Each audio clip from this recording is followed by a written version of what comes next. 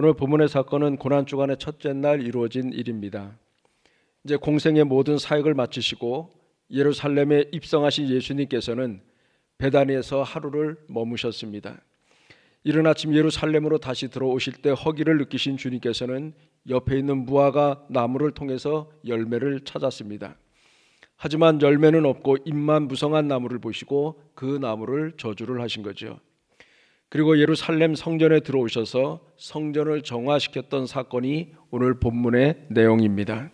이 성전 정화 사건은 사복음서가 모두 다루고 있는 그러한 내용입니다.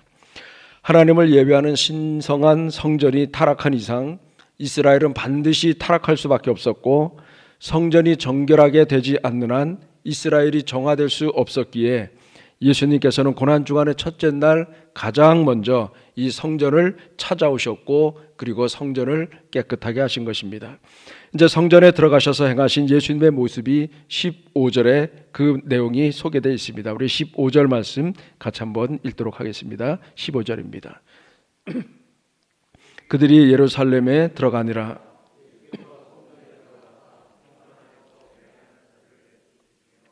돈 바꾸는 자들의 상과 비둘기 파는 자들의 의자를 둘러 엎으시며, 예수님의 이 행동을 보면 스냅 사진으로 세 개의 장면이 연거푸어 나타나게 됩니다. 그러니까 예수님께서 성전에 들어가셨고, 그리고 성전 안에서 매매하는 자들을 성전 밖으로 다 내쫓으셨고, 그리고 돈 바꾸는 자들의 상과 비둘기 파는 사람들의 의자를 둘러 엎으시는 이 장면이 우리들에게 연상이 되는 것이죠. 그렇다면 왜 예수님께서 늘 인자하시고 또 성품이 온화하셨던 그분께서 이런 과격한 행동을 할 수밖에 없었는가? 이스라엘 사람들은 하나님께 제사를 드리기 위해서는 반드시 짐승을 제물로 사용하여야만 했습니다. 제물로 사용한 짐승은 그리고 반드시 흠이 없는 그 짐승을 드릴 수밖에 없었다는 것이죠. 그래서 레위기 1장 3절 말씀을 보면 그 예물이 소의 번제이면 흠없는 수컷으로 회막문에서 여호와 앞에 기쁘게 받으시도록 드릴지니라 라고 말씀을 했고, 3장 1절 말씀을 봐도 사람이 만일 화목제의 제물을 예물로 드리되 소로 드리려면 수컷이나 암컷이나 흠 없는 것으로 여호와 앞에 드릴지니, 이 두 구절에서 강조하는 것은 뭐냐면 흠 없는 것을 하나님 앞에 드려야 한다는 것입니다. 그러니까 절대로 하자가 있거나 그것이 온전하지 않으면 그것은 하나님께 드릴 수가 없다라고 하는 것입니다. 그렇다면 제물로 드릴 짐승이 흠이 있느냐 하자가 있느냐라고 하는 것을 누가 판정을 할 수 있는가? 그것은 제사를 주장하는 이 제사장이 그것을 판단하게 되었다는 것입니다. 제사를 드리는 사람은 짐승 중에서 가장 좋은 것, 그리고 흠이 없는 것이라고 생각이 되는 그 그것을 제물로 사용하기 위해서 그것을 정성스럽게 가져오게 됩니다. 그리고 그 짐승이 제물로 가능한지 아닌지 이것을 확인받기 위해서 그 짐승을 가지고 그것을 판정하는 제사장에게 그것을 가져갑니다. 그러면 제사장이 그 짐승을 잘 살펴보겠죠. 그래서 흠이 없다고 합격 판정을 내리게 되면 그것은 제물로 사용이 가능하지만, 만약에 그것이 흠이 있다, 그것은 도저히 드릴 수 있는 제물이 아니다라고 합격 판정을 받지 못한다면 그것은 제물로 사용할 수가 없게 되는 것입니다.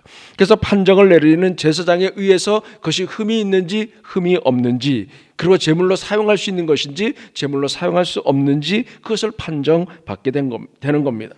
그런데 문제는 내가 아무리 정성스럽게 그것을 가져가고 이것은 흠이 없어 라고 생각한다 할지라도 그것을 가져갔을 때 번번이 제사장에 의해서 불합격 판정을 받을 수가 있다라고 하는 것이죠. 내 옆에 있는 사람, 다른 사람이 갖고 온 짐승을 보니까 나보다 별로 그렇게 튼실한 것 같지도 않아요. 뭔가 내가 보기에도 그것이 분명히 하자가 있는 것 같은데도 제사장이 그것을 가져가면 그것은 합격 판정을 받는 거예요. 근데 내가 아무리 흠이 없다라고 생각을 해서 그것을 가져간다 할지라도 내가 가져가는 것은 번번이 불합격 판정을 받을 수 있다는 것이죠. 그래서 그것이 어떻게 된 일인가 실상을 알아보니까 그 사람은 그 재물을 자기가 직접 가져오는 것이 아니라 성전 근처에 있는 어떤 가게에서 그 재물을 사왔다라는 것이에요.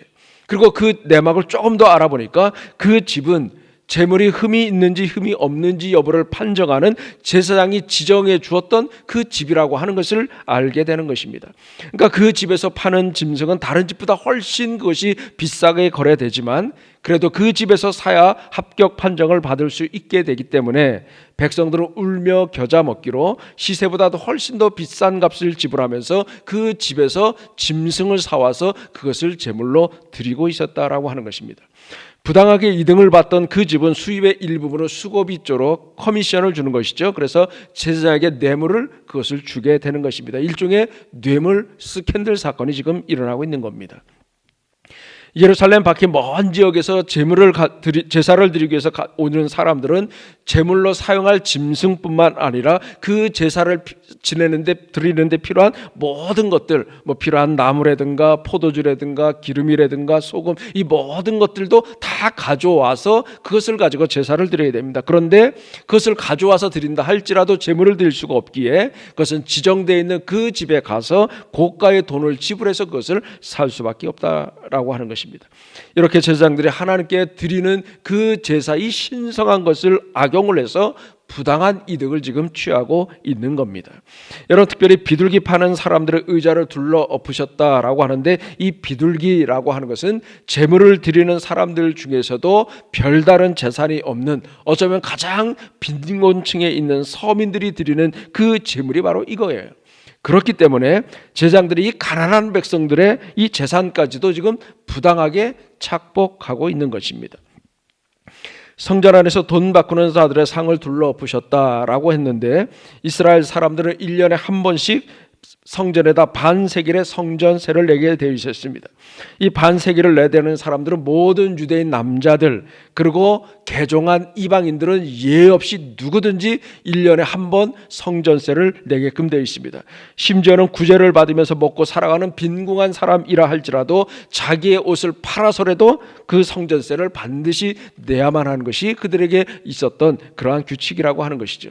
그리고 이 성전세는 오직 성전 안에서만 유통되는 은전으로 그것을 지불해야만 하는데, 이 은전은 일반적으로 시장에서 유통되는 그러한 돈이 아니라고 하는 것입니다. 그러니까 성전 안에서만 사용이 가능한 일명 죽은 돈이라고 하는 것이죠. 그래서 돈 바꾸는 사람들이라고 하는 것은 사회에서 사용되는 그 돈을 받고, 그리고 성전 안에서만 사용되는 성전 그 돈으로 환전해주는 그러한 사람들입니다. 이들은 은전을 교환해주면서 일종의 커미션을 받았는데, 일반적으로 반세겔의 24분의 1 정도를 그들은 수수료 명목으로 그것을 받았다라고 기록이 되어 있습니다. 이렇게 장사꾼들과 종교 지도자가 아주 교묘하게 결탁을 해서 종교의 이름으로 지금 폭리를 취하고 있는 것입니다. 이것이 하나님을 예배하는 거룩한 성전에서 날마다 버젓이 일어나고 있는 그러한 일이었다라고 하는 것입니다. 이 실상을 보신 예수님께서 지금 분노하신 것입니다. 여러분, 17절 말씀을 보면 예수님의 그 책망의 말씀을 한번 읽도록 하겠습니다. 17절입니다. 이에 가르쳐 이르시되 기록된 바 내 집은 만민이 기도하는 집이라 칭함을 받으리라고 하지 아니하였느냐.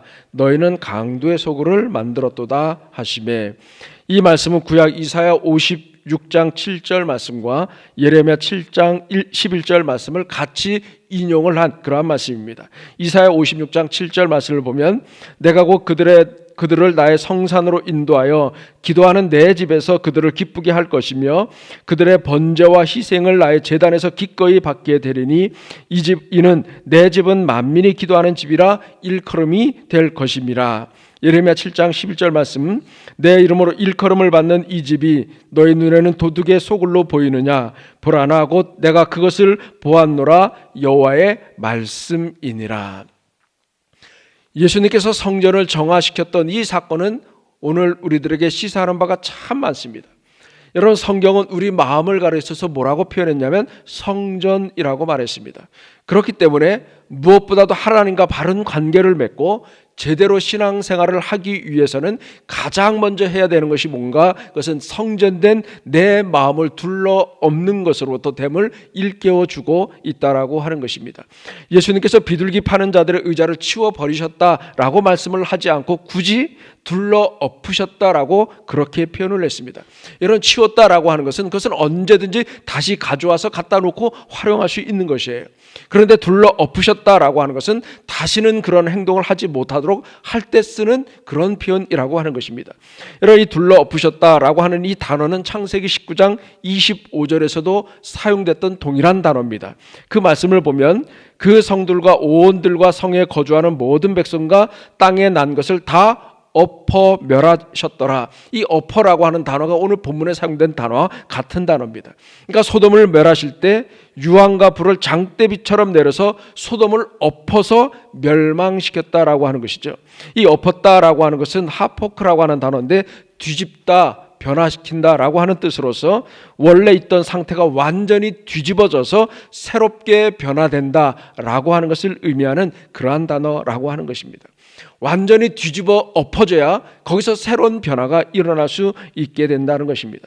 예루살렘 성전이 자신의 욕망에 집착하는 장사꾼으로 인해서 더럽혀졌을 때 그 예루살렘 성전을 통해서는 뭔가 새로운 일, 하나님의 능력이 더 이상 그것을 통해서는 나타날 수가 없었습니다. 그런데 하나님께서 그들을 다 내쫓으시고 그 장사판을 완전히 둘러 엎으셨을 때 성전에서는 비로소 하나님의 생명 능력이 나타날 수 있었다라고 하는 것을 우리는 기억할 필요가 있습니다. 따라서 성전된 우리 마음, 이것을 먼저 뒤집어 엎을 때만 그때 비로소 우리는 참된 주님의 제자가 될 수 있고, 그리고 소금과 빛과 소금으로서 우리가 살아갈 수 있게 된다는 것입니다.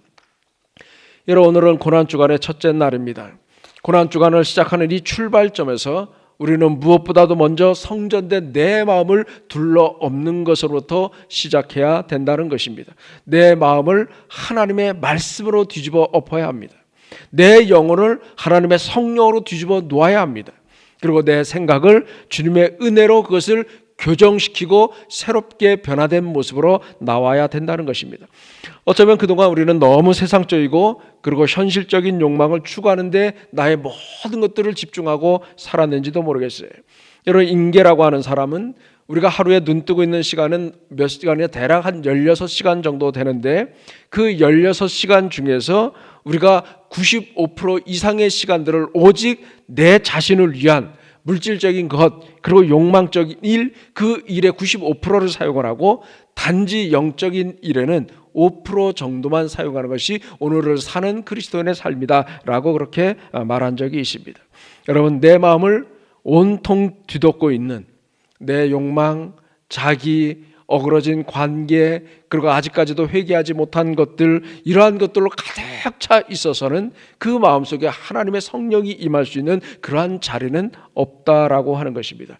이러한 것들을 둘러 엎었을 때 우리는 주님과 함께 새로운 삶으로 다시 나갈 수 있다는 것입니다.